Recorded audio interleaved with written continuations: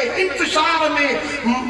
परेशानी में विझी छॾियो आहे कंहिंजो मुंहुं काढे कंहिंजो मुंहुं काढे अहले सुन्नत टुकड़ा टुकड़ा करे मोलविन छॾी आहे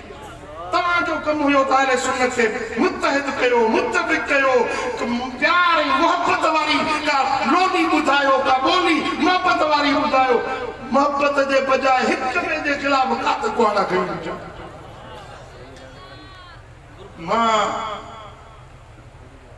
आलिमन के अर्ज़ कंदुसि त ख़ुदा जे वास्ते उम्मत ते रहम कयो ख़ुदा जे वास्ते इख़्तिलाफ़ी मसाला न छेड़ियो हिक ॿिए सां मोहब्बत रखो मां पंहिंजे मुरीदन खे पंहिंजी जमात खे हथ ॿधी अर्ज़ थो कयां पंहिंजे हुबदारनि खे मोहब्बतदारनि खे हथ ॿधी अर्ज़ थो कयां मुरीदन खे हुकुम थो ॾियां त जेके आलिमन जा इख़्तिलाफ़ आहिनि उन्हनि में तव्हां ज़बान न चोरियो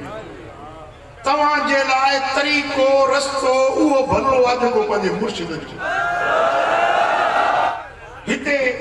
सिर्फ़ मुंहिंजा मुरीद न आहिनि हिते समय बुज़ुर्गनि जा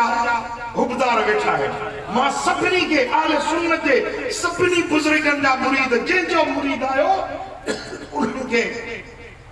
गुज़ारिश थो कयां त तव्हां वधीक फितननि में झगड़नि में पवण जे बजाए अक़ीदो इरादो उहो रखो जेको तव्हांजे मुर्शिद सेखारियो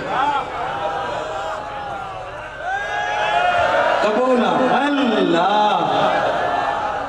ऐं आलिमन जी इज़त कयो मां हुकुम थो ॾियां तव्हांखे त आलिमन जी इज़त कयो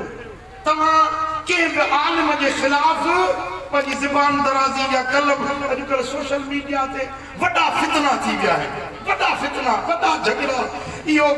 इन खे वेढ़ाइण जो कमु सोशल मीडिया ते थी रहियो आहे मां गुज़ारिश थो कयां त तव्हां सोशल मीडिया खे इस्तेमालु कयो मुस्बित अंदाज़ में मनफ़ी में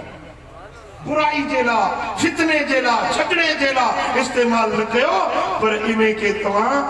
दीन जी ख़िदमत में इस्तेमालु कयो